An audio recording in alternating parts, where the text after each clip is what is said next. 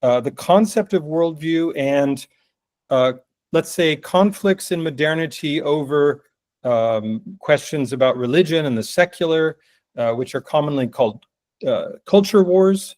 So we're interested in what we call the apologetic context, in which the concept of worldview is mobilized. We recognize that not everybody uses it in that type of context, especially academics use it in an analytical fashion to do other work. But nonetheless, that's the starting point of our project. We're really happy to have such good turnout today. And I think I'll just turn over to Victor, who will introduce our speaker today. Yes, thanks, Todd. So early on, so I'm an anthropologist originally. I was hired by Todd, and early on, we organized, so last spring, a reading group in the faculty on ontology and worldview, where we had a whole session on the ontological turn in anthropology, and then a whole session really dedicated to João's work, who's one of the few people in anthropology at the time who really defended very strongly the concept of worldview. And so this is a number of the people who were in that reading group are here today, and this is one of the reasons I think we were very excited and interested in João's work in that respect. It sparked a lot of very interesting discussions, and so this is why we decided to invite him today. João is a cosmopolitan intellectual. He's Portuguese. He was brought up in Mozambique. He studied in South Africa. And then he did his PhD at Oxford in anthropology, doing fieldwork in the north of Portugal, before doing two other big fieldworks, one in Macau in southern China and one in Bahia in northern Brazil.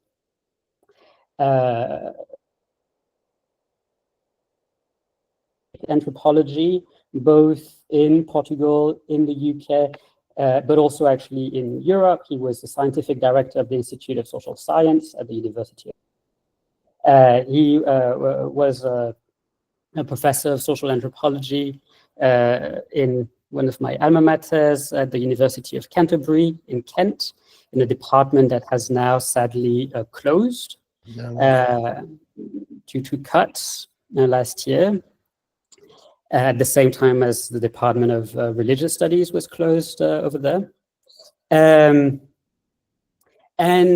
he was, I believe, president of the European Association of Social Anthropology for a while. So an important presence, both intellectually, but also institutionally in anthropology across Europe.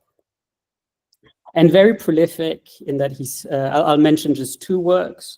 From his first book entitled Sons of Adam, Daughters of Eve, The Peasant Worldview of the Alto Minho, published in 1986, which was already about worldview and peasant worldview, and I think maybe we'll hear about it, all the way to his more sort of major work in 2017, World, an Anthropological Examination, which is much more of a theoretical, epistemological, and quite systematic study of the concept of worldview.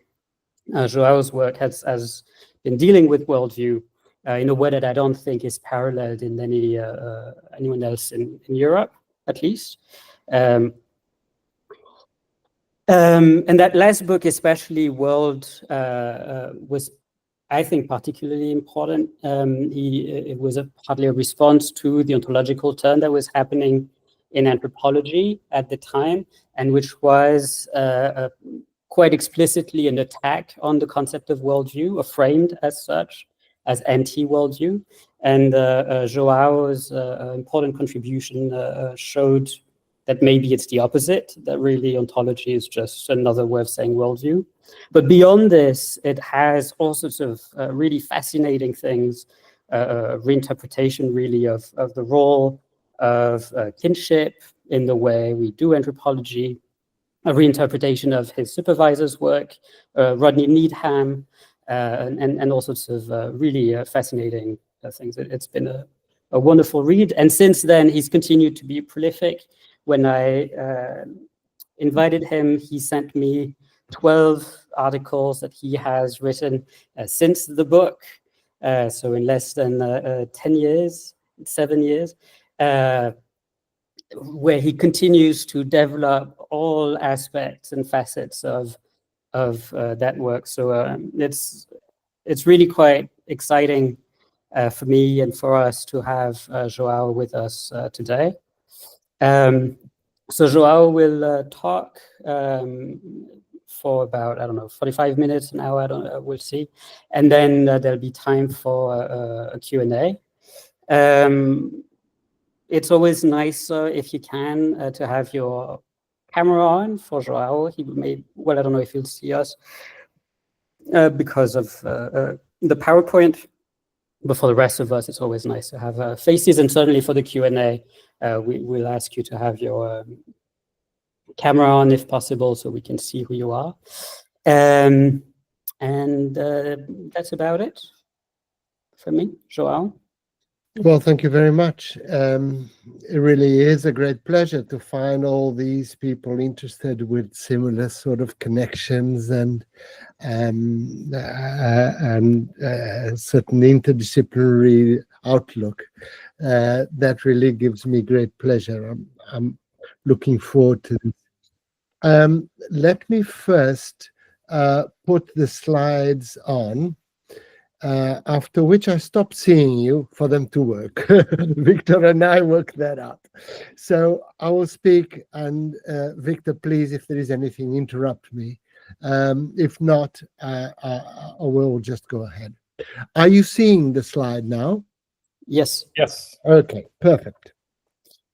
And if everybody else can turn their microphone off, just in case.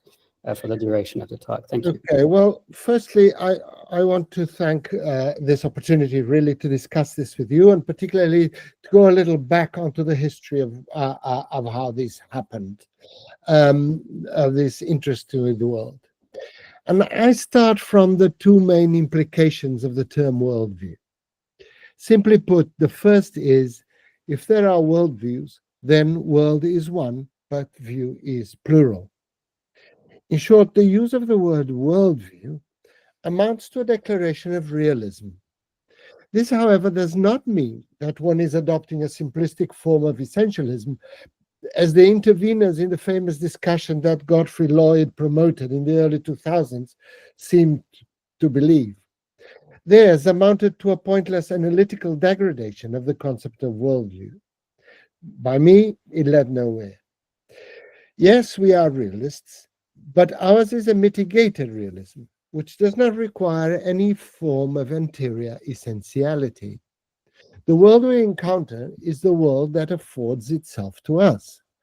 It is objective to the extent that it shapes experience, but it is also relational and transactional in the sense that it depends on what we do with it. As Gramsci long ago put it, we know reality only by relation to man, and because man is historical becoming, knowledge and reality are also becoming. Even objectivity is becoming. Secondly, simplistically put again, we ask, if worldviews exist, what identifies them and what is the ground of existence? For anthropologists, worldview is a technical term for an affordance, something that they meet up with whilst interacting with people in ethnographic fashion in a designated social environment. Less clear, however, and a matter to be discussed further on, is how are worldviews constituted and what kind of entity are they? The way Gallagher and Zahavi define affordance by negation answers both of these preliminary doubts to my mind. They say nothing is an affordance for my inactive engagement if it is presented to me passively in a knife-edge present. That is, nothing would be afforded if there were only primal impressions, one after the other, without potential anticipation. Since I cannot inactively engage with the world if the world is not experienced as a set of possibilities, which by definition involves the not yet. End of quote. Thus, to allow Husserl's steps, to follow Husserl's steps, experience is marked by both an anticipatory sense of what is just about to happen, protension, and a continuing sense of the experience one has lived through, retention.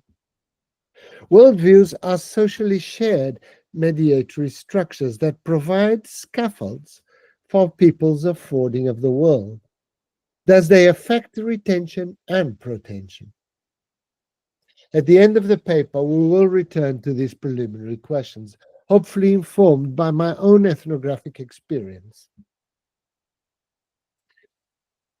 In 1981, as I finished writing my doctoral thesis, I felt I owed the concept of worldview to Darrell Ford, and in particular to his edited collection, African Worlds, Studies in the Cosmological Ideas of Social Values of African Peoples.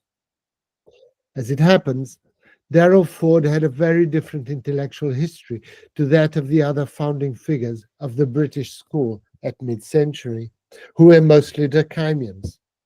In fact, 80 years later, his having adopted a Boasian anthropological project is still visible in the department he founded at London School at University College London.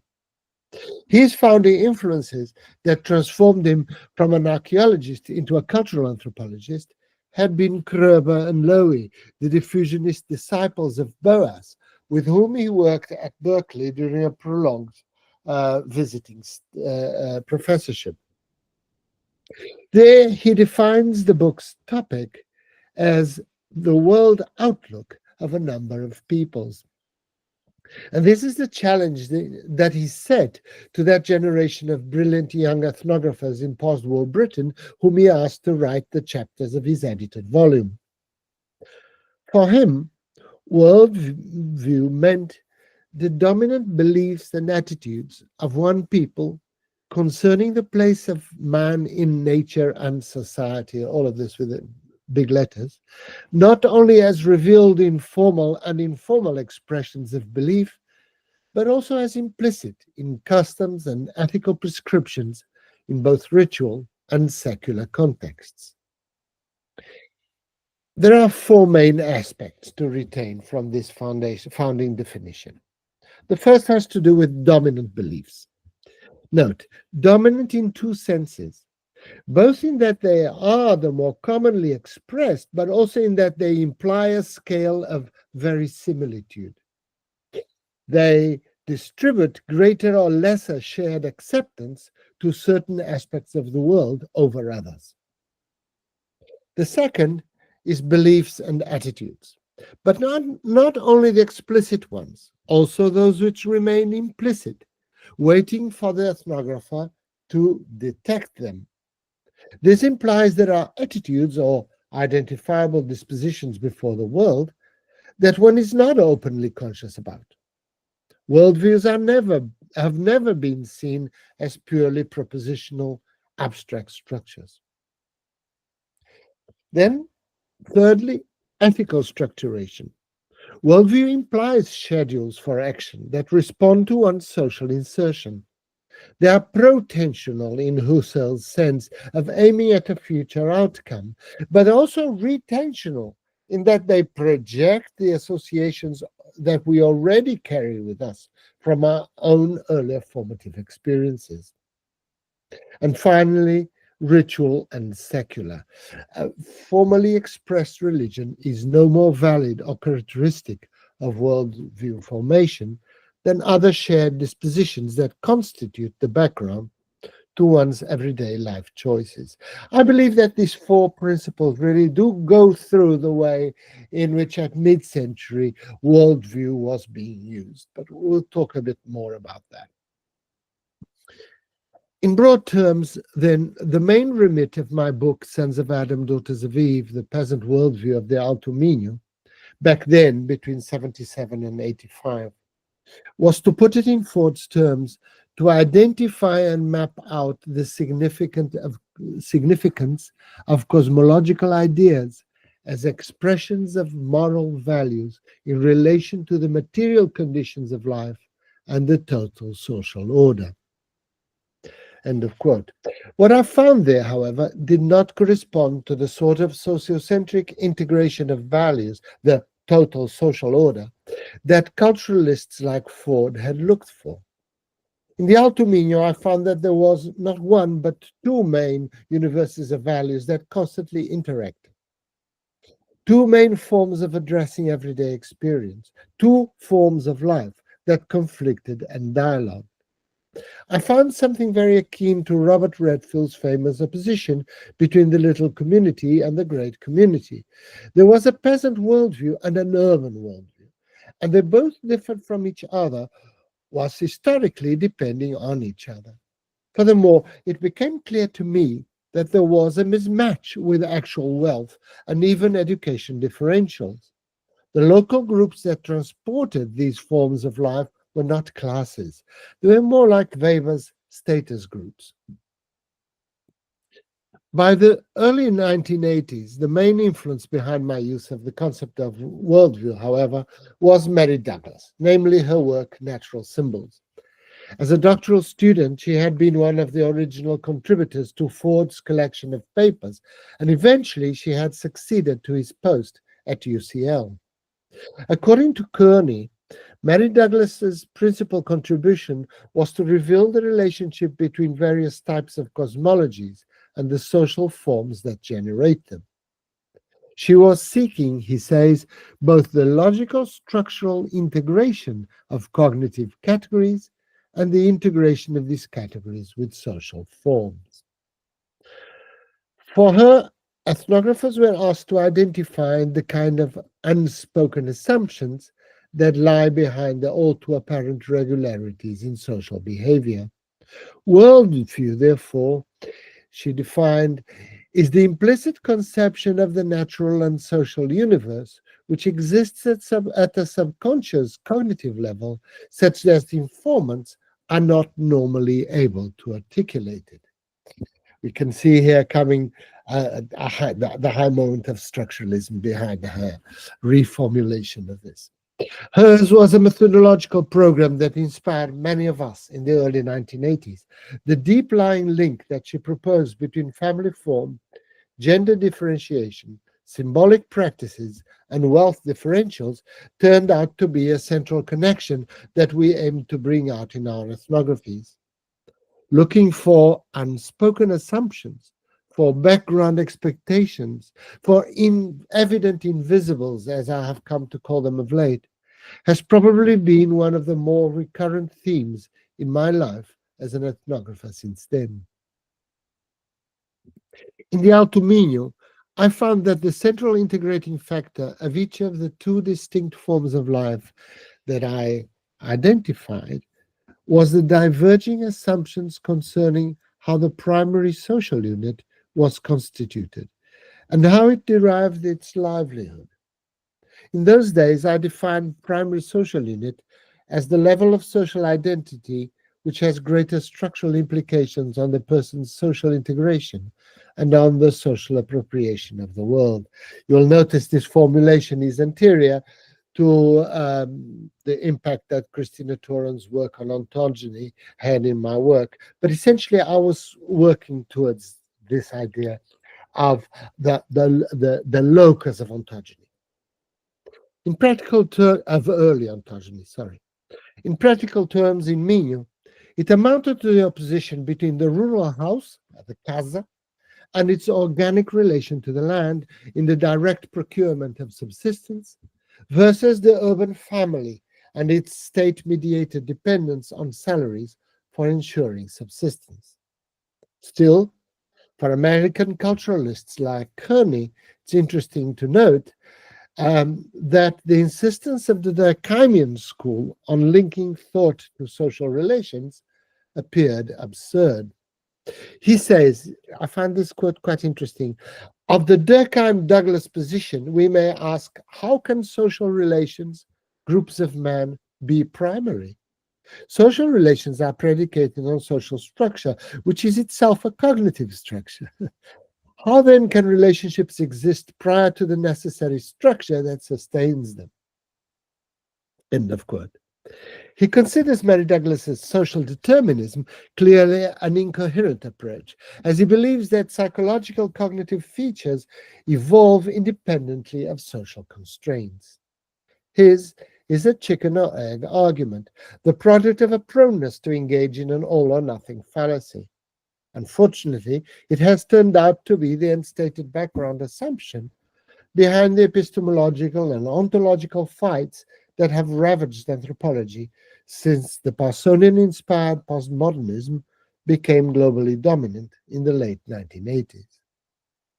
Carney's culturalist successors have so deeply assumed the mind-body polarity and the reification of cultures, here in the plural, that they cannot contemplate that thought too is an action. They fail to grasp that, to put it in the language of embodied cognition, the shared intentionality of life is the background upon which all subsequent objectifications are inscribed. The original title of my PhD project had been Cultural Uniformity and Differentiation in the Alto Minho.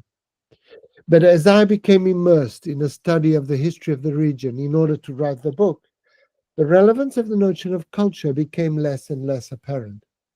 I was increasingly influenced by Pierre Bourdieu's concepts of habitus and E.P. Thompson's concern with structures of oppression. I developed an anti-culturalist approach. Still, even then, the question of what makes up a worldview remained unanswered. The very use of the concept of worldview implies some integration. Worldviews possess an overall shape, not only in immediate expectations, but in the broader integration between these into a cosmology. Gottfried Lienhardt, who also writes a paper in Ford's book, defines his object of study as the apprehension of order in the Schiller universe. Indeed, the neo-Kantian disposition to focus on ordered classification and category formation, namely concerning space, time, and matter, has been central to all historical uses of the concept of worldview. As Robert Redfield put it, any worldview must contain notions about the self, the other, time, space, the natural and supernatural, and the sacred and profane. For us today, however, the direction of argument has to be inverted. For us, all of this would have been put better in the contrary direction. All worldviews affect people's awareness of the self, the other, etc. This issue of order is of the greatest relevance, therefore. For people like Kearney, order pre-exists experience. For the Durkheimians, on the other hand, order is constructed in an engagement with world. Durkheim's primary philosophical inspiration, after all, was the French neo-Kantian philosophers, namely Charles Renouvier and Octave Hamelin, who also worked with him during his early career in Bordeaux. They all work there, and it is there that Morse really learned his way of thinking. For them, the two founding categories were will, desire, désir, and personhood, what they called personnalité. They saw personal action on the world as the starting point of cosmological debates. To simplify once again, the issue here can be stated as a matter of interpreting what we mean by world in a worldview.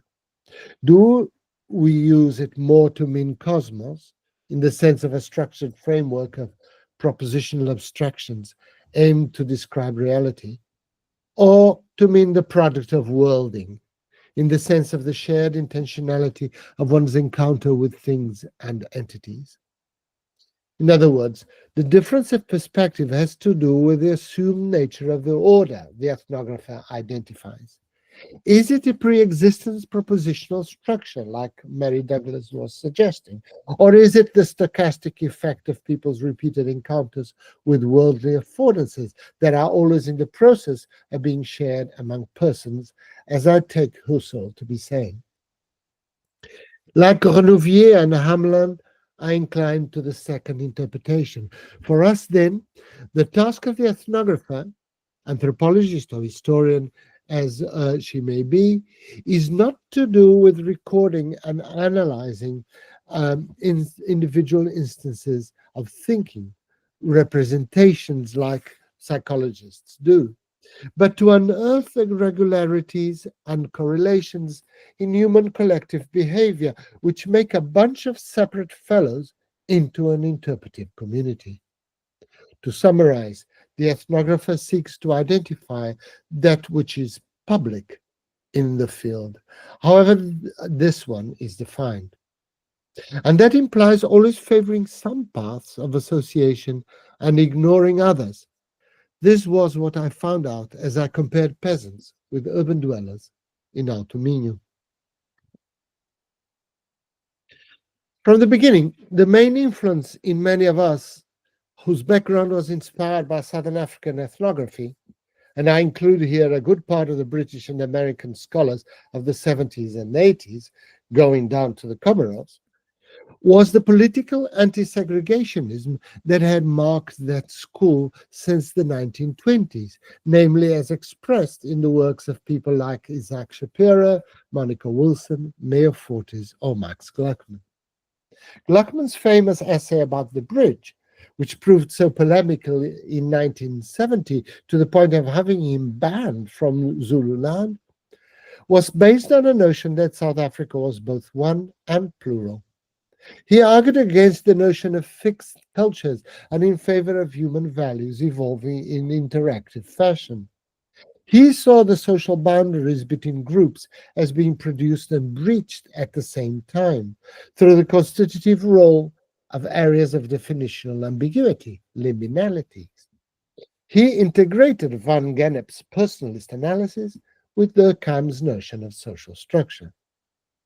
Gluckman proposed that human societies constituted fields of uniformity and differentiation, constantly being reconstituted in terms of the interests and histories of the people in interaction.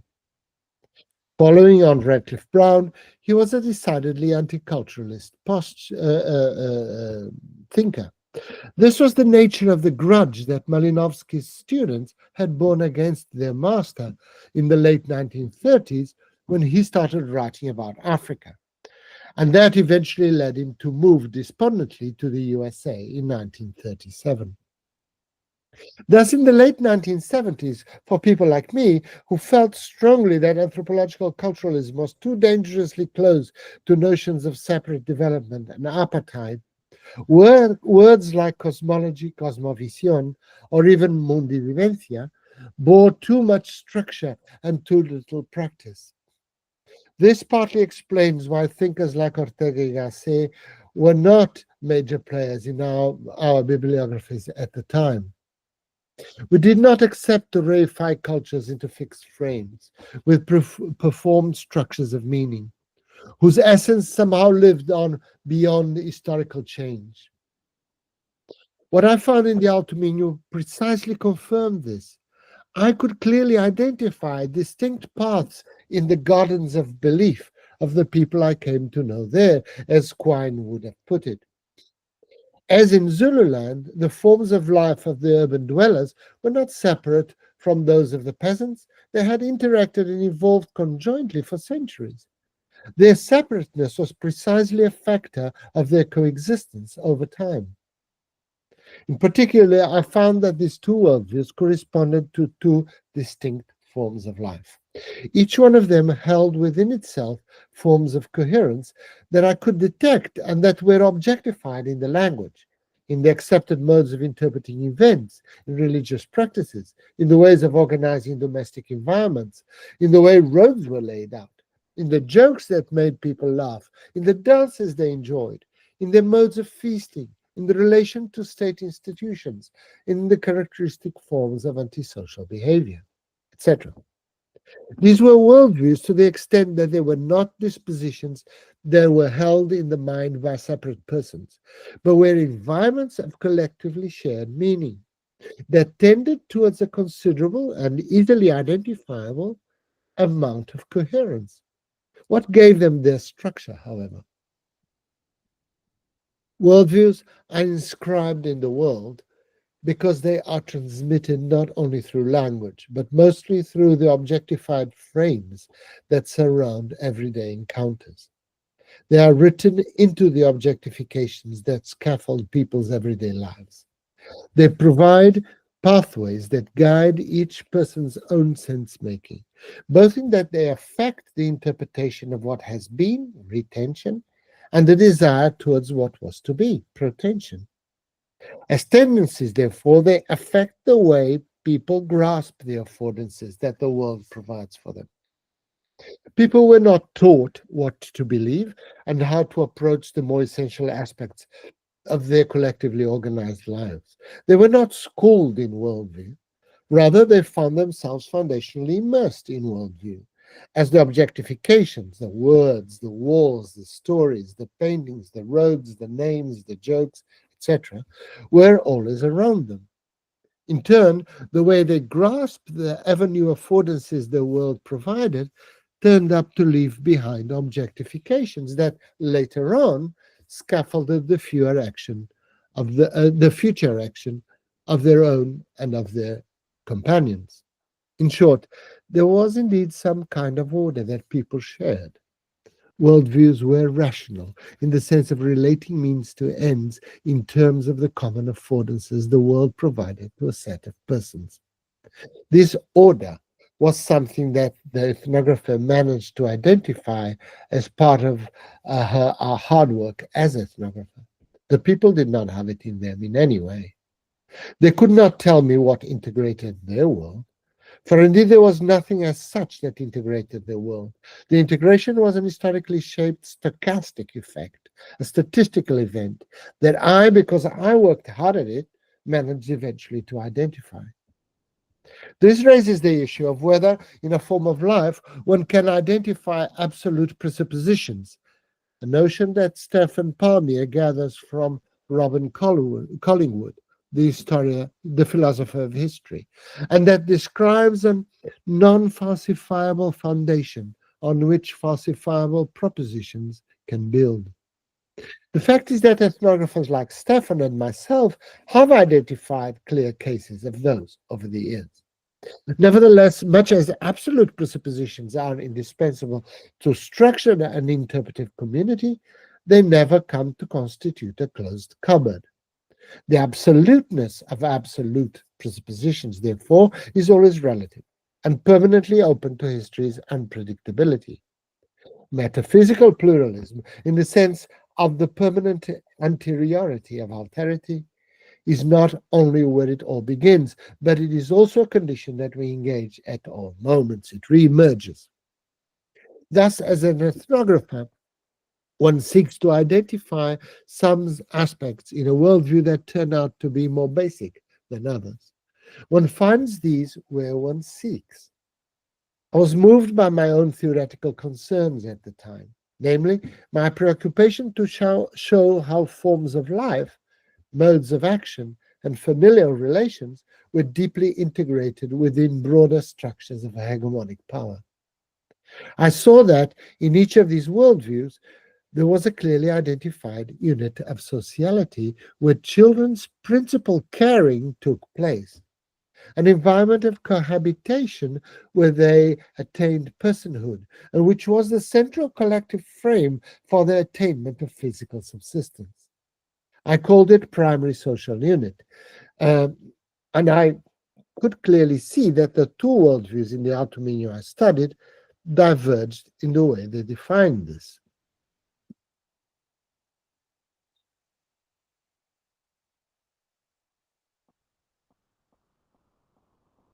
Thus, I proposed that there were two central prototypes, two forms of organizing the primary social unit.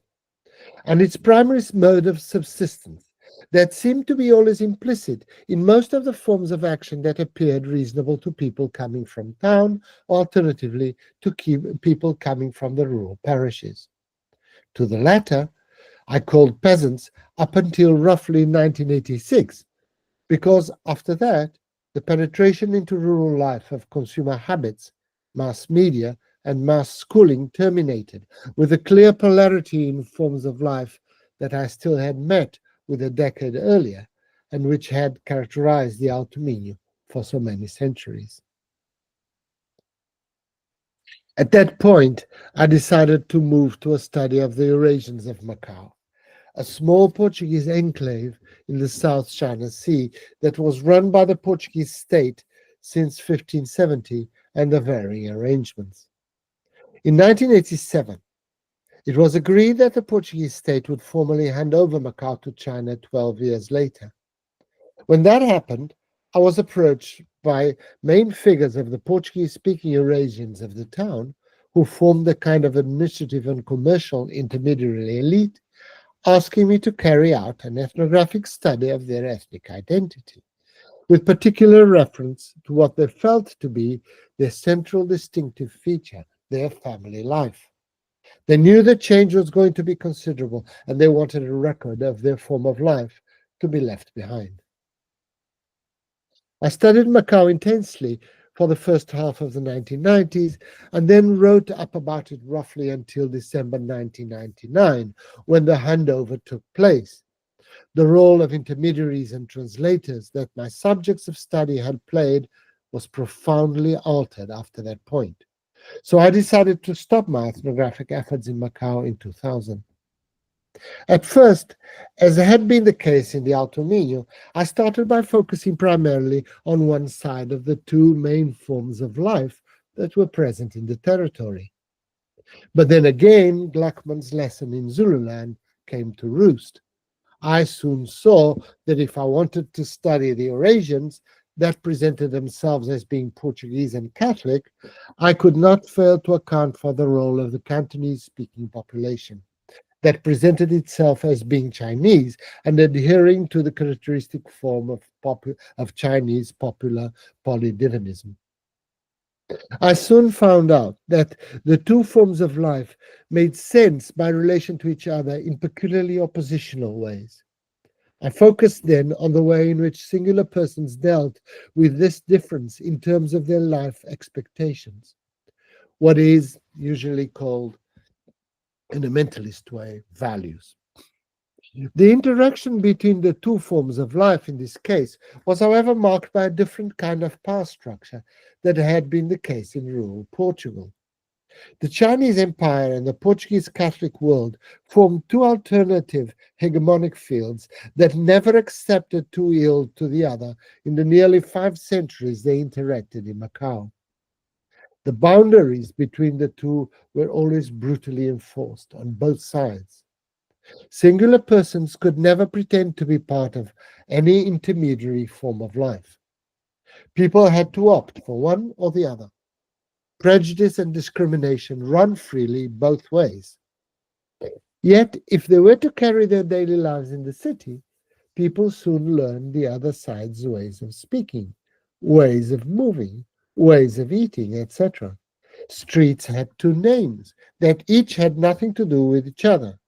They had to learn both. In fact, the geography implied in these names did not agree. Some street corners in Chinese turned out to be squares in Portuguese and vice versa. Local inhabitants soon came to realize that they knew quite a lot about the expectations and sense-making that were characteristic of those on the other side of the ethnic divide. This is how the concept of equivocal compatibility came to play such a central role in my account of the city's life and history.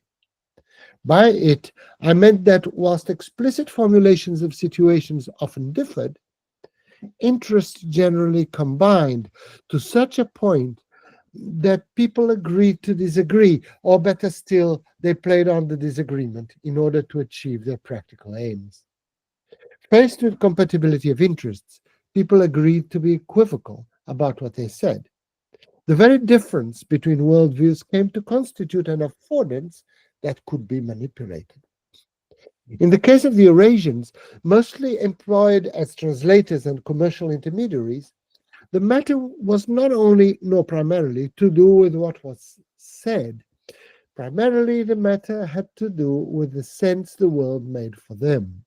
This sense was marked by a process of deauthorization, of devalidation, that the confrontation of the two worldviews implied. They were the main butt of prejudice from both sides. Theirs was the riskier life. Here, the work of Goffman on stigma became a guiding light. The Eurasian translators' world was marked by a duplicity of meanings that they had to play along with, but that at the same time shaped each of them emotionally in their style of personhood, their personnalité. They could speak Cantonese and Portuguese, or the local dialect, Patois, that was before. They knew how the two traditions of family practice differed. They had access to the different ritual worlds existing in the temples and shrines, as well as in the churches and small sanctuaries spread throughout the city. The city's furnishings, upon which were inscribed texts, reported often markedly different stories. Chinese and Portuguese commercial signs, a strongly visible feature of South China cities, were supposed to be parallel. Also, the city's laws proclaimed, yet as it turns out, seldom did they actually do anything like faithful translations of each other. The Eurasians' more personal encounters were themselves often bisected. In fact, to this day, everyone in the city has two names. Visiting cards have one name on one side in European alphabet and the Chinese name in characters on the other side. Beneath the names, the person's postal address, written in Chinese characters, said one thing, but on the other side, written in Portuguese, it said another. Street names and even house numbering systems differed. There are two distinct ways of identifying the same geographical spot in Macau, two addresses for the same door. Similarly, the two names on the card, once I analyzed them, turned out not to be translations of each other. For the implications each of the two naming systems bore differed considerably. Personal naming is a major scaffolding of attitudes towards personal ontogeny everywhere in human societies. Chinese and Western European modes of naming differ considerably. They reflect very diverse traditions of personhood. Francis Su, the American anthropologist of the 60s, has written very perceptively on this, and I relied quite a lot on his work then. Both of the Chinese and the Eurasians that met for centuries in Macau fairly much existed in an intercultural condition, in the sense that they had clear notions of what the other's worldview looked like, but they rooted themselves more markedly in one or the other. There was a condition for keeping alive in a context where the boundaries between the two imperial orders were so strictly watched. In Macau, from the beginning, 5 centuries ago, discrimination and prejudice run equally in both directions. Perhaps the greatest question that confronted me in Macau was how to determine the emotional processes that moved people in a world that was ontogenetically polarized and consequently dangerous. When I tried to identify what most markedly characterized each one of these forms of life, I found that it had to do with the very process of institution of personhood. Yes, like in Minu, family structures differed, and that meant that people's more intimate expectations did not meet. But what was more visible to me as a source of structuration of the two contrasting worldviews I observed in the city was that the very entities that did the viewing of the worldview were differently shaped by the world they viewed. I was inspired here by the emerging trend to study personal ontogeny, of which I have spoken to you already. Collective and personal processes interacted in the sense that they were mutually formative. In Macau, the matter of how persons are constituted differently within a Chinese and a Portuguese Catholic tradition emerged very strongly and imposed itself as the main aspect of worldview formation. I was concerned with the way in which affective aspects shaped forms of sense-making in a land where discrimination and prejudice were so explicitly exercised by everyone, including against me. I felt I had to go beyond mere schedules of what the world looks like and move to how persons as agents are built up within logics of desire, which are not mentalistic, but because they shape one's future, are deeply emotional. To conclude, unlike psychologists, the ethnographer does not aim to describe the thoughts of particular persons. Rather, the aim of ethnography is to outline the collective contours of a form of life. The very possibility of ethnography, therefore, implies the need for the ethnographer to propose one worldview, or more, as determinant of people's action in the social context described. Thus, as an analytical reduction, worldview will always remain a hypothesis. Ethnographers are concerned to identify the halo of meaning that constitutes the background to their field companions' actions and decisions. In other words, the ethnographer's subject of study is not what each person thinks, but that which is public in a certain form of life. These public echoes and recurrences of meaning, objectified as they are in the environments that surround social interaction, constitute scaffolds that support people's efforts to make sense of the world. To study these is the ethnographer's remit. There is a cybernetic recurrence here. Worldviews are both retentive, in that they reflect collective experience, and they are pretensional, in that they shape the direction of future action. They scaffold the constitution of persons who reproduce them. Whilst each generation produces new worldviews, it also reproduces previous ones. As persons, we are all products of the worldviews we co-constitute in the course of our humble daily engagements. In order to propose a worldview, then, the ethnographer has to identify the well-trodden paths that link up things and persons, producing the integrative effect that we call meaning. The feeling that certain connections and associations make sense. That is, they hold one's world together, they link up one's ends to one's means. The question, however, is not strictly speaking that certain connections make sense and others do not, for all connections are bound to make some sense, even if by revealing their absurdity. The question is that some connections and associations make more sense than others. It is a matter of more or less. Here is where the matter of worldview structure arises again. The ethnographer's task is to trace the structural effects that more readily produce echoes in people's lives. Thus, the matter is not so much to decide what exists for our field companions, as the ontologists put it. It is rather to decide what they are more ready to affirm as existing. Not what is, but what is more.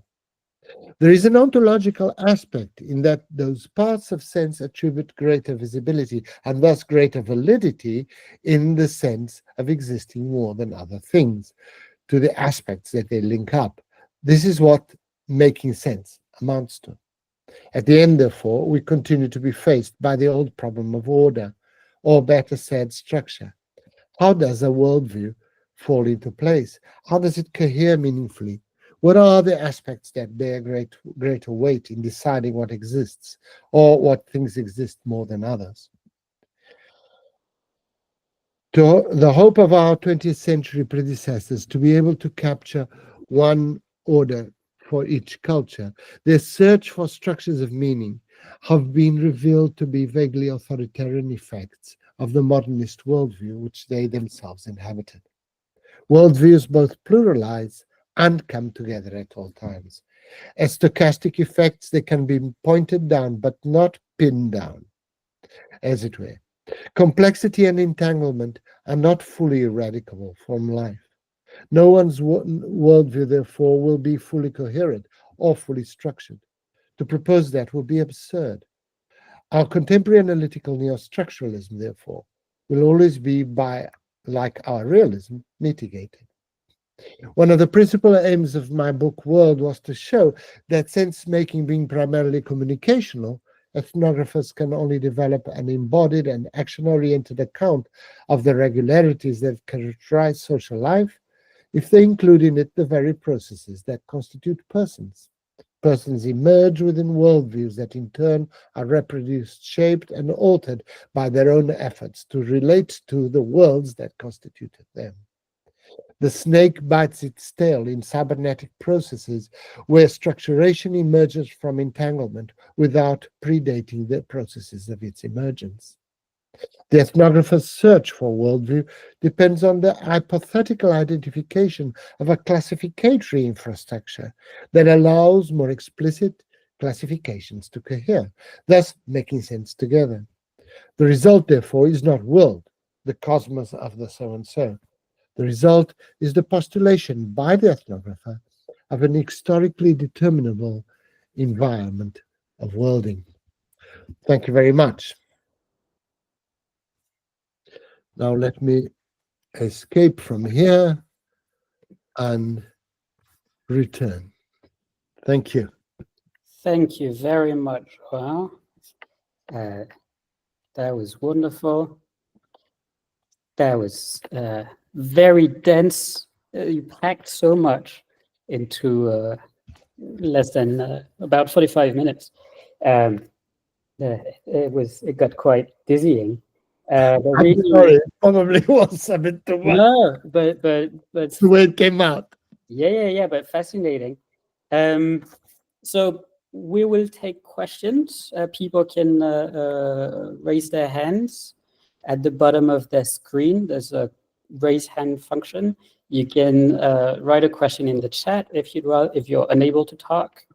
I'll maybe start with one question to get the ball rolling while people gather their thoughts, which is what I've found fascinating when starting to look at the history of anthropology, the role of worldview in the history of anthropology, is that in the 30s, in both the French, the British, and the American tradition, people, like the main people, start saying, yes, we need worldview.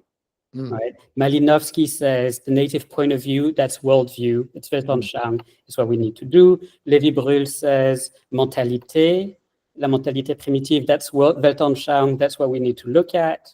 Kroeber, Sapir, Worf in the US, right? Worldview is everywhere. And then it seems to disappear, then it reappears in the 50s, it reappears especially in the 70s. Goethe writes about worldview. There's a big conference where all the sort of big, like Bateson, all the big anthropologists at the time are there. They write, they think about worldview. It disappears. Kearney, you write this in the footnote, I think, of the book, also of the articles on world. Kearney writes a whole book about worldview, saying it's never been theorized. And he tries, and it seems to fall on deaf ears, right? Like no one seems to really pay attention to his book. And then again in around 2015, perhaps if you take all the ontological turn around 2010, it comes back again as a question. And so what it seems on the one hand, as you've said, and as you were telling me beforehand, that like worldview is one of these metaphysical categories that we just cannot do without, which is there. And to try to deprive ourselves of worldviews is limiting, right? Is to actually handicap ourselves. And at the same time, it seems like no one is really able to say what worldview is in anthropology. Like we don't really know what to do with it. It's sort of, and I think your account of what I've read is the most sort of intricate and realized. But so like what do you make of that pendulum, of that disappearance and reappearance of worldview? Is there progress? You seem to be saying that you built on previous notions of worldview, and therefore that there's progress, or why does it disappear so much? Why are anthropologists so ambivalent about worldview? Yeah, well, that's two wonderful questions.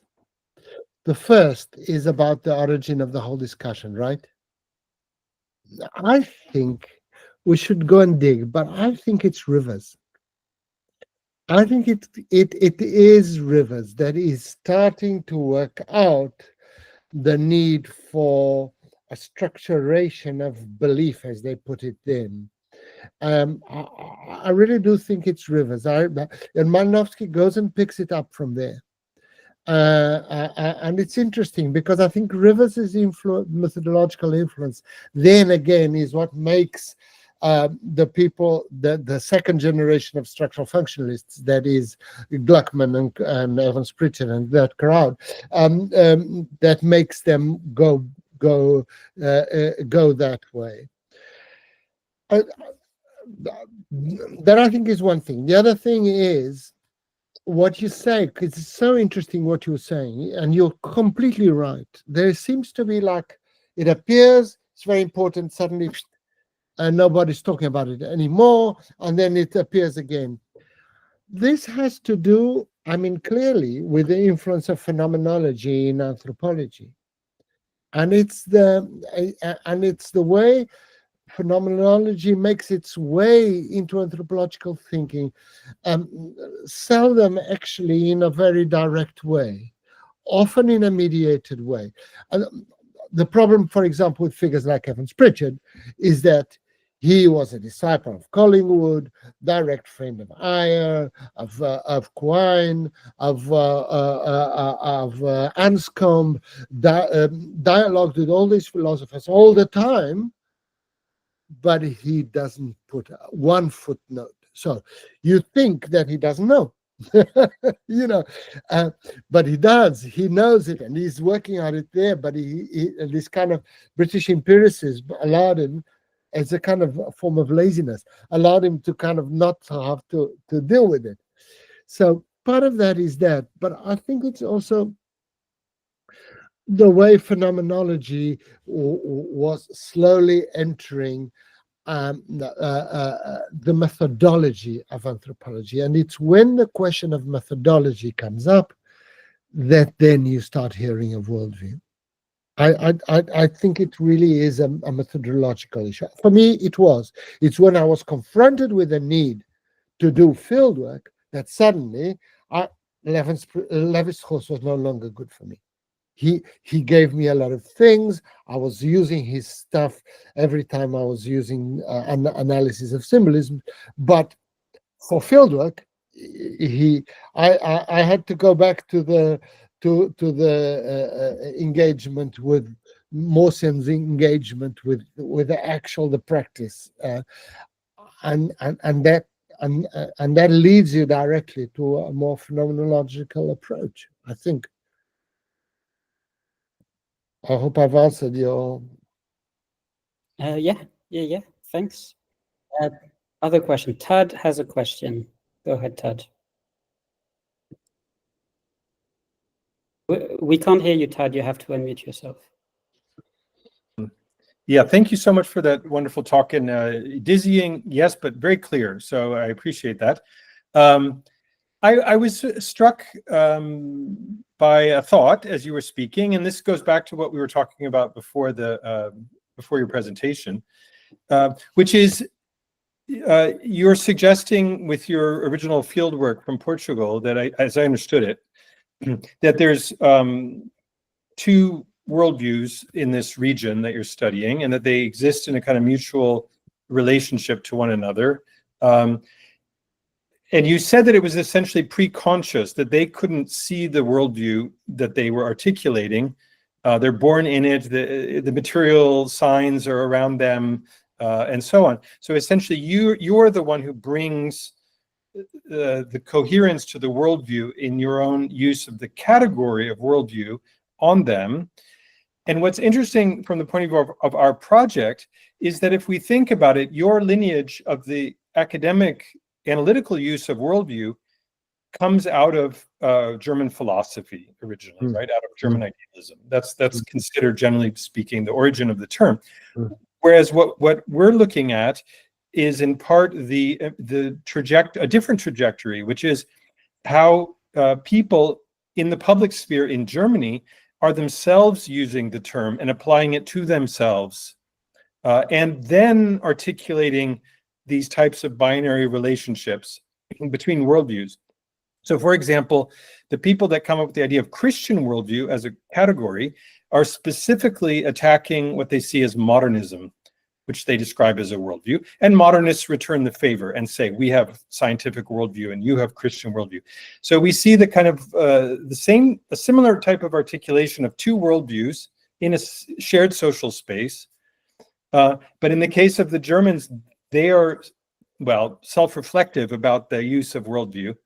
And it's just interesting that we see in the one case this public agonistic use of worldview, and then in the other we see the academic application of worldview. It just struck me that that's an interesting parallel between the theory that you're articulating with your research and the type of debates that are going on in the public sphere about culture wars and binary oppositions of worldview. It just struck me as you were speaking as a type of odd parallel between the two. And I'm curious how you see the relationship between the academic use of worldview as applied to pre-conscious structures and then the public debates over worldview that we see in the public sphere. Yeah. Oh, that's fantastic. Thank you very much. I think that will set me thinking for a while. Yeah, when I was talking to Victor, and earlier on to you too, this question had arisen. Is it not really like class in England or in the UK, where you have the analytical concept, and then that analytical concept has become a way of people organizing themselves in the ground, so that people will tell you, I don't want to do my PhD here because they eat like upper class people, and that's not my class. I had a student telling me that. So you have this. These analytical concepts are constantly being refed onto social existence, and they then are returned. And in the case of worldview, yeah, very much so. I mean, in the German case, you can't say that they were innocent of Hegelian philosophy and all its results. So yes, the term becomes very important, and I think this is one of the reasons why I wanted to focus it on the ethnographic work, because I believe that it is actually an instrument that can be used in terms of what we call ethnographic theory, in terms of what makes it possible to do ethnography, and in that, to that extent, I am a scientist, a scientivist. I believe that there is such a thing as a practice called science, that not everything is just opinions, as our colleagues often claim, but in order to do that, we have to discuss the methodology of it, because that is really the essential point of differentiation. And I think what you're proposing to us is that kind of interaction between categories and concepts, one analytical concepts and practical concepts. And in fact, in working on Macau, my very study was part of what was going on at that time. I landed up accepting it. Initially I said, no, I'm not going to go. This is a project of practical anthropology. I've applied anthropology. I won't do it. And then I thought, why not? It's the correct thing to do.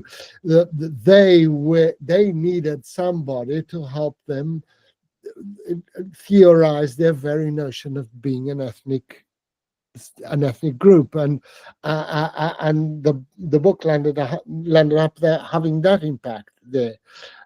Sometimes they didn't like it. Other times they liked it more.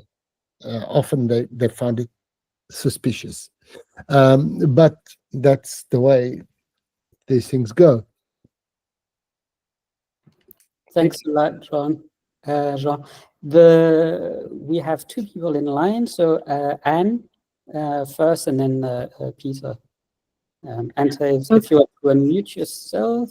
I did. Wonderful. Okay. So I've got a question that I want to ask, but before that, I just want to comment on the last discussion. Yes.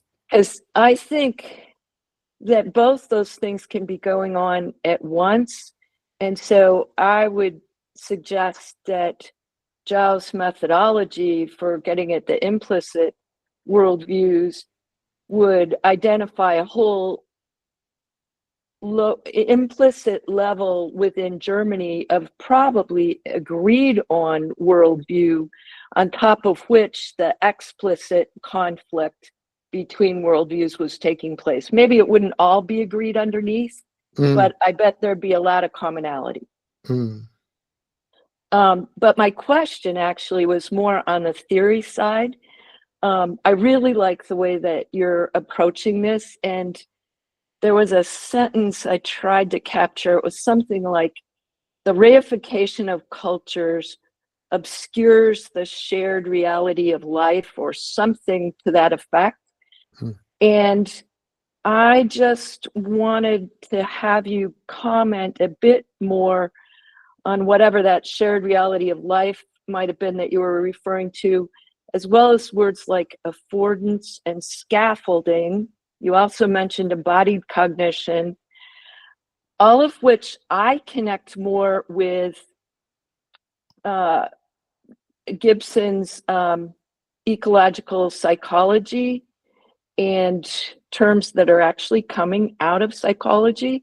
So I'm suspecting there is a psychological or biological basis to what you're theorizing. And I was just hoping you would spell that out a bit more. Thank you. You're totally correct. Cool. Yes, well, two questions. Let's get over the second, because it's probably simpler. Yes, I do not actually declare it here, but I've declared it elsewhere very many times.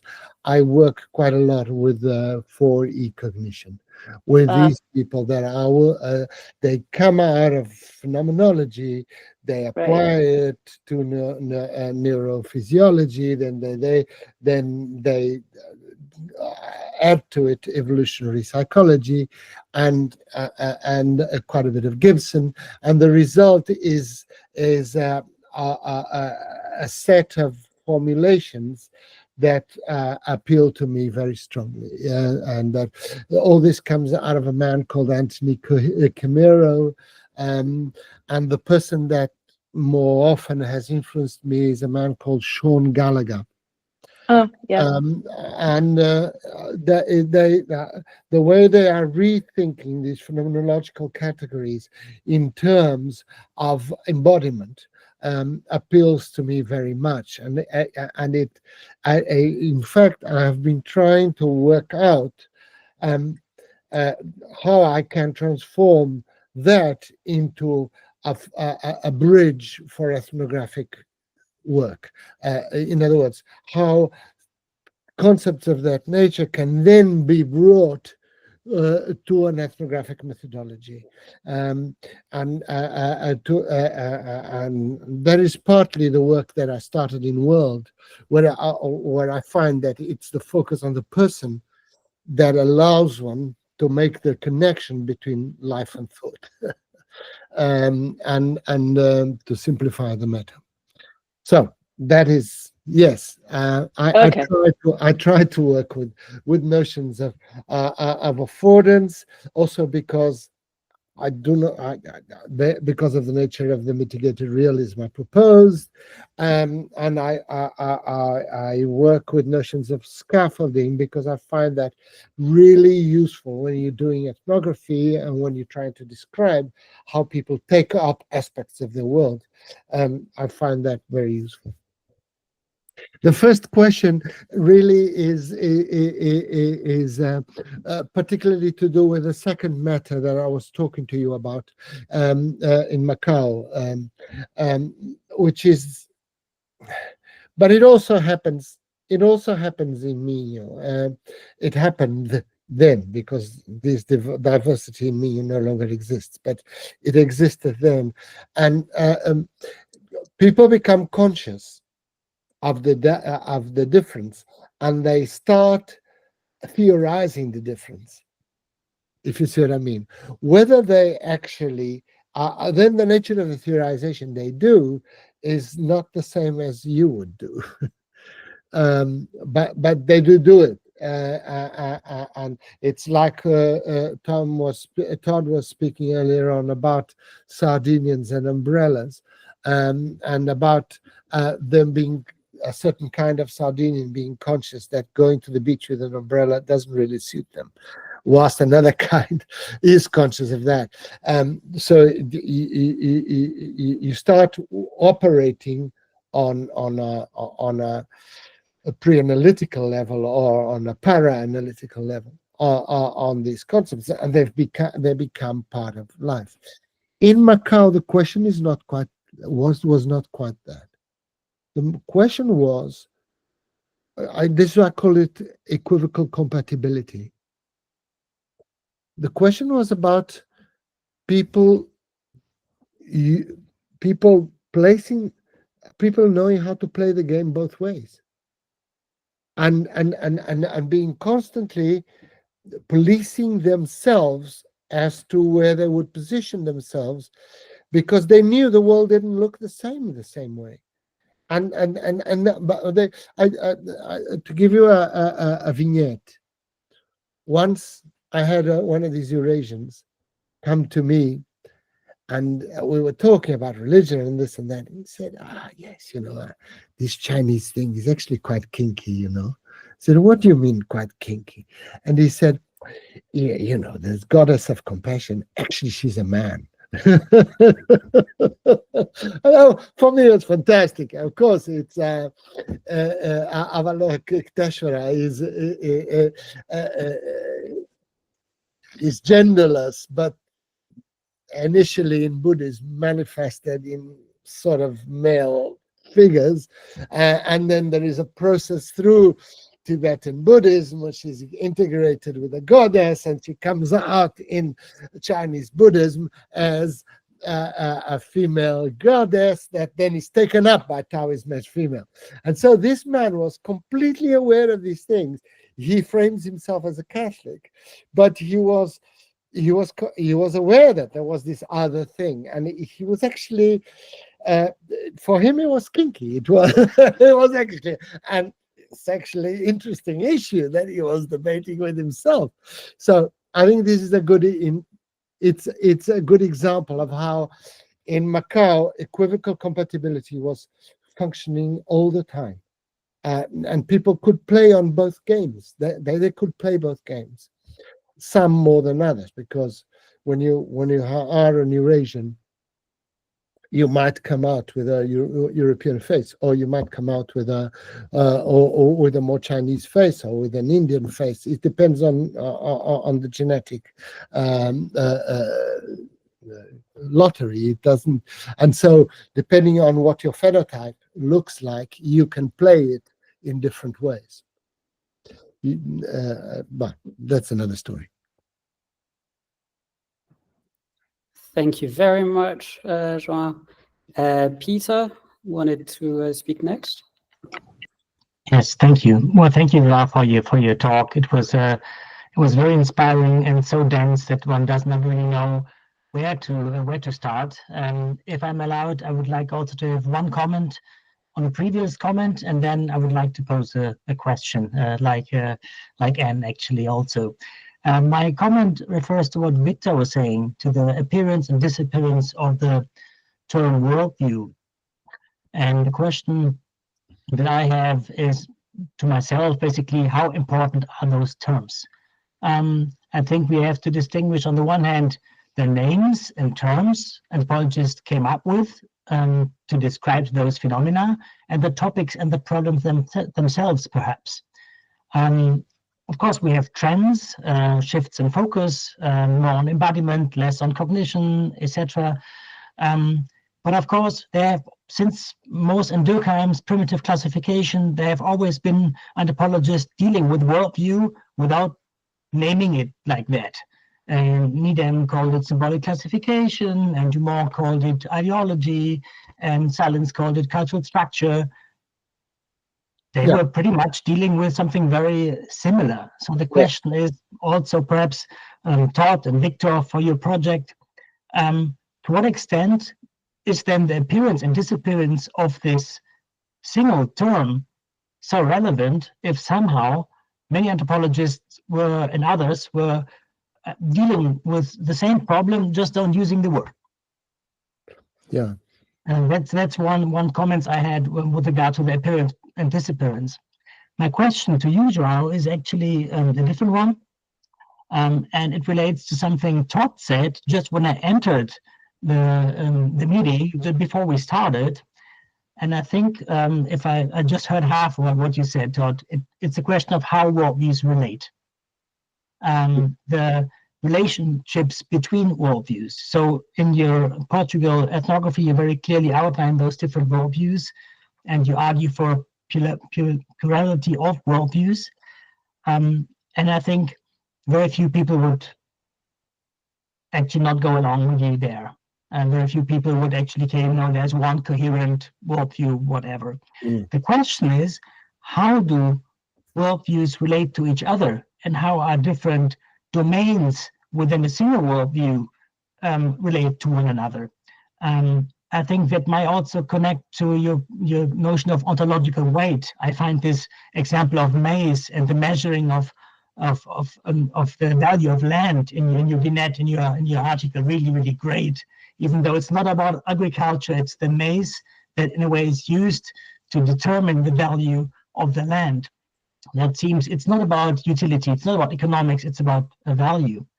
So my question is, in order to make sense of the relationality between worldviews or different dimensions of a single worldview, do you find this notion of hierarchy and hierarchy of values that, for instance, Dumont, that Joel Robbins comes up with, is that fruitful in some way to think about, okay, how are these different dimensions of worldviews, but perhaps also two worldviews, the urban and the rural you outlined, how are they related?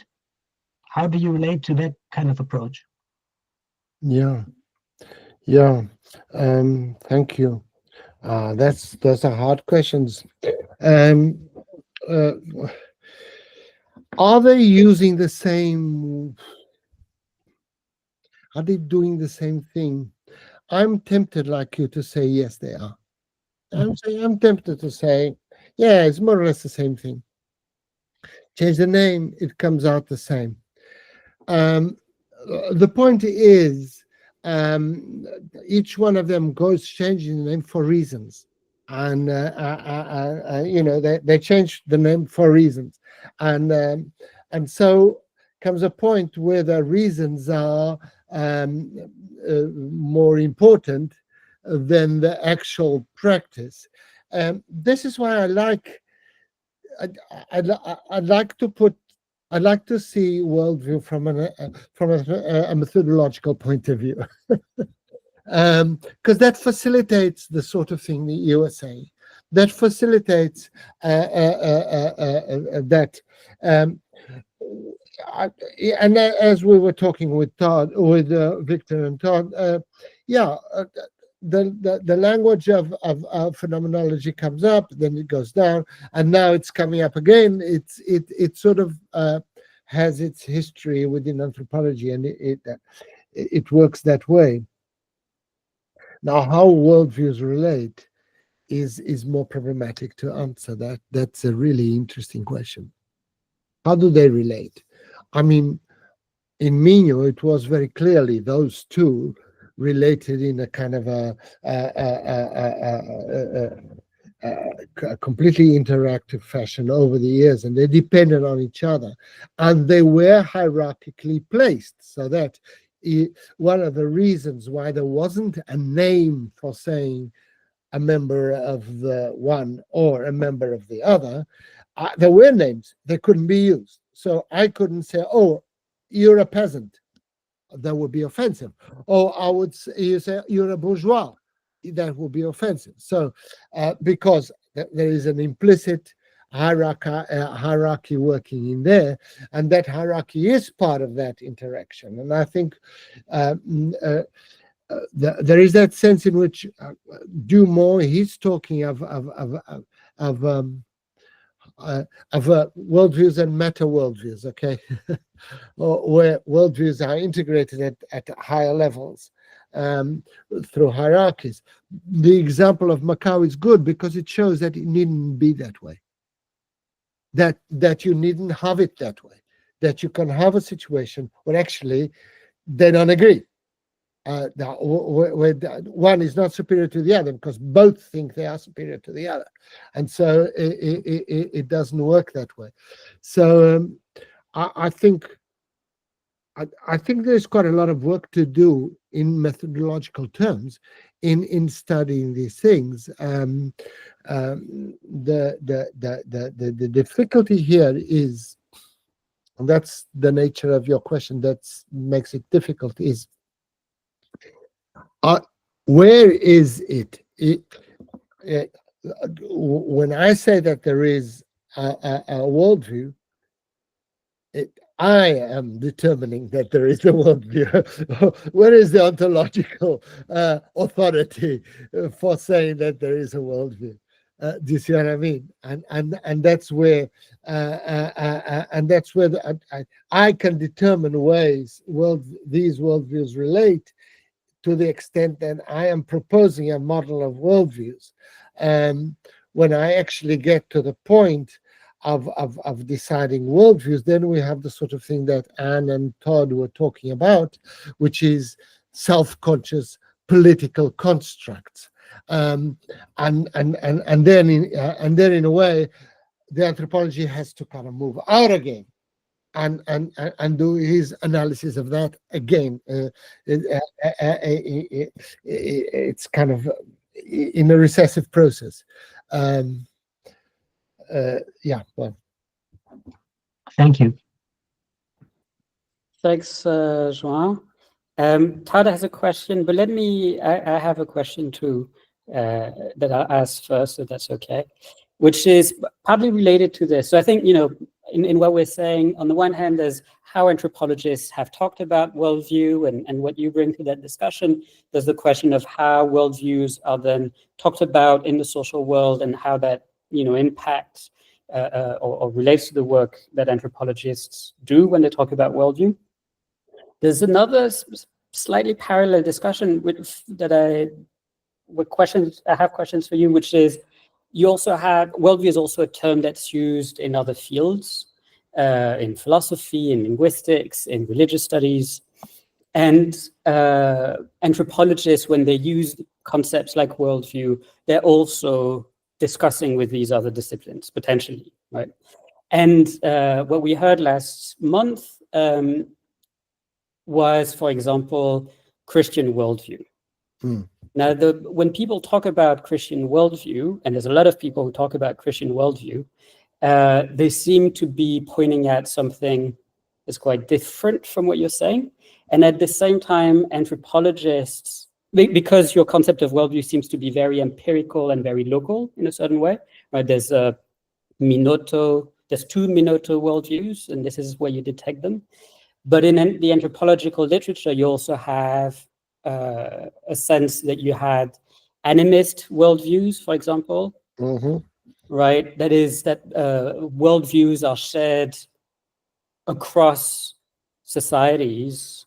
One worldview or one type of worldview, that there are types of worldviews, for example, right, that could be shared across societies. Jacques Descola has proposed. As Descola has proposed, and that could be one way, or it could be also, in that sense, a worldview in religious studies.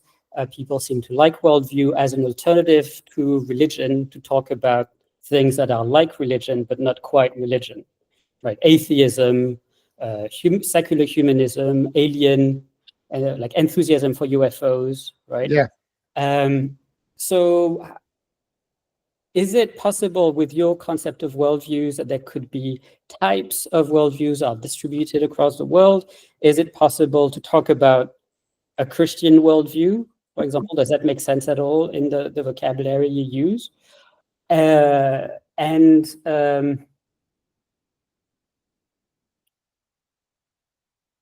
had a third, yeah, but that's it. I had another thing, but I forgot. Oh yeah, like secular worldview. Yeah, does that compute, or are you talking about something different ultimately? Or are you disagreeing with the way these other people are using the concept worldview?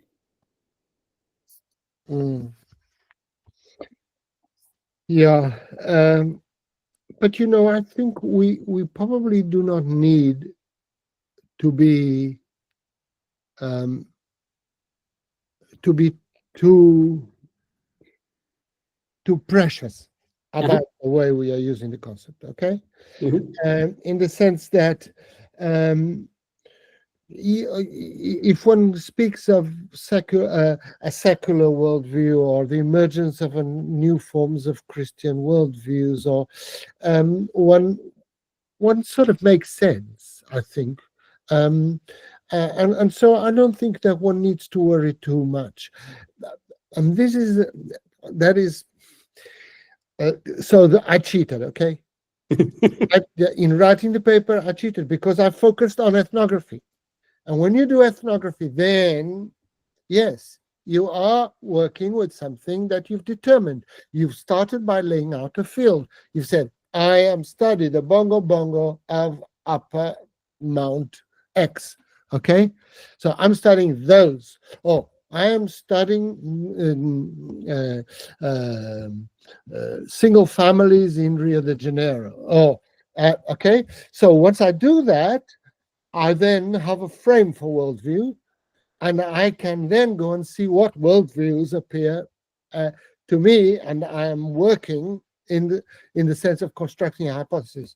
When I am working more broadly from the outside, such universalist concepts as secularism, Christianity, or Buddhism, or whatever, then there were I might have to use the concept in a less specific manner, which does not mean that then I can't go and do an ethnographic exercise upon it and say, okay, so if I want to see secularist worldviews, let's see how it works in Michigan. And you can do that. Do you see what I'm saying? Yeah, that's great. Thank you very much. The problem, and it's a tricky problem, and it's one that we can't really deal with, is because our words carry with them substantialist and atomistic implications that we are constantly against our own will taking on. And this is a problem that we're trying to move against substantialism.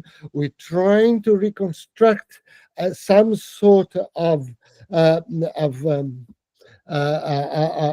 philosophical worldview that is processualist, and that is not based on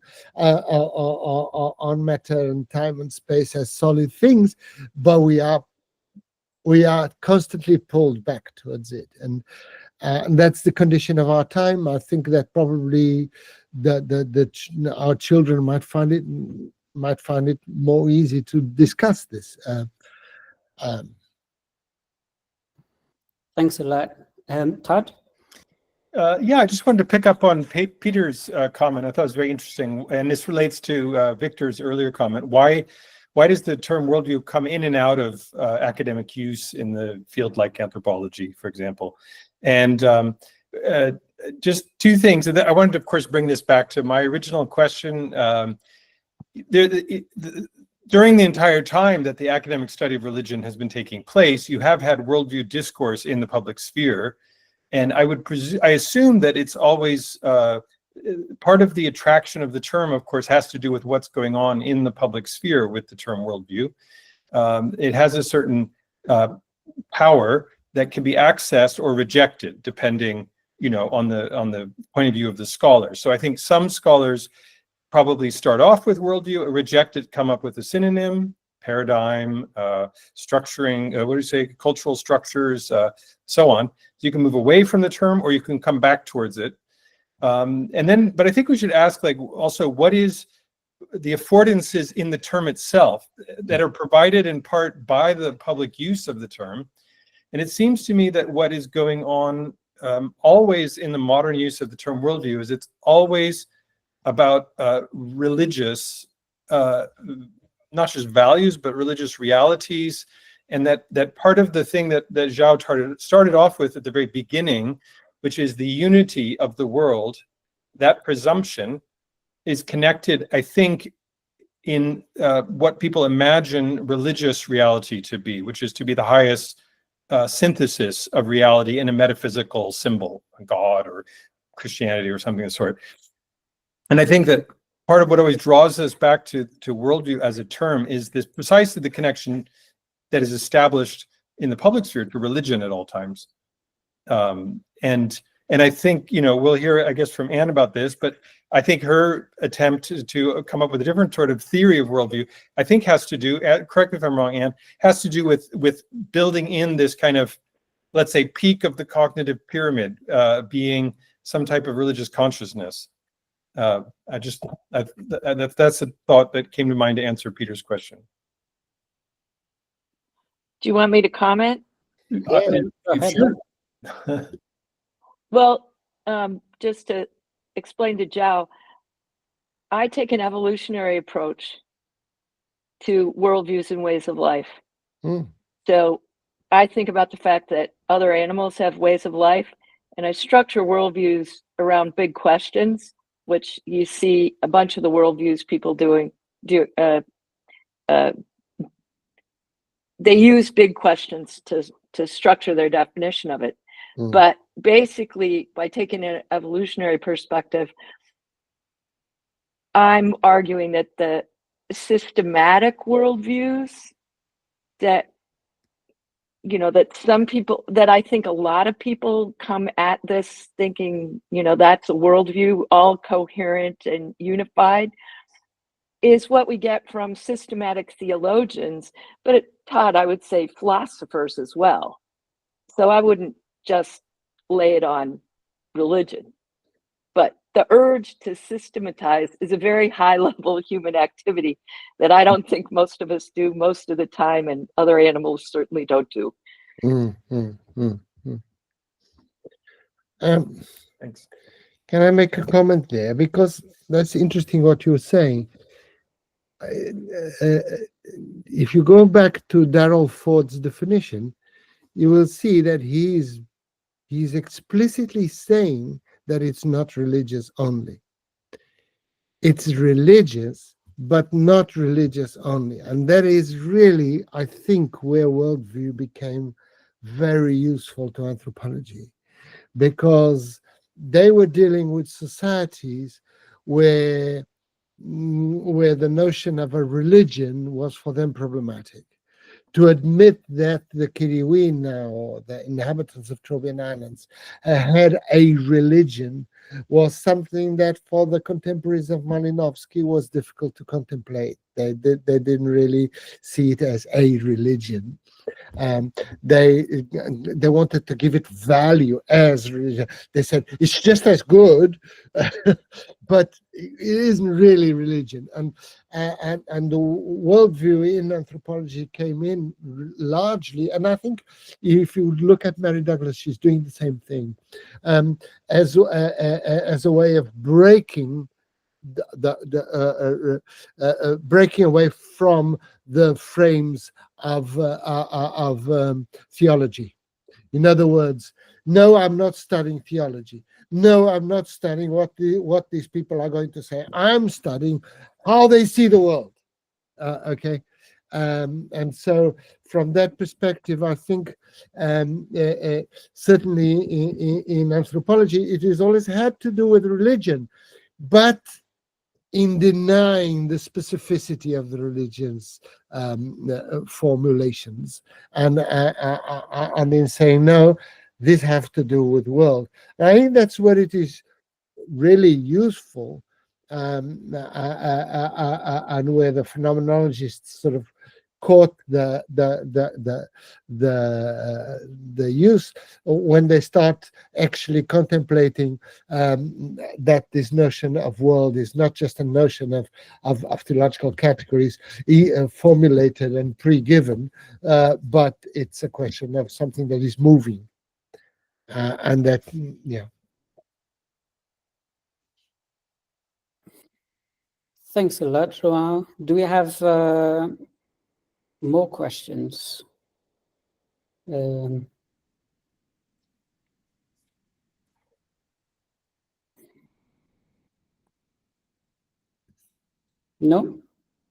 All right.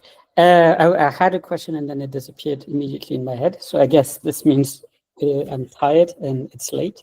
But thank you so much, Joao, for today. That was really fantastic. And thank you, Anne, as well, for participating. Thank you for all of you. Peter as well. Great questions. I think that was a very clarifying Q&A. We will be back in January, end of January, with Anne. So I think that will be like a good conversation, a good response. We'll continue this conversation. And this talk will soon be online on our YouTube channel, where you can also find the previous 2 talks.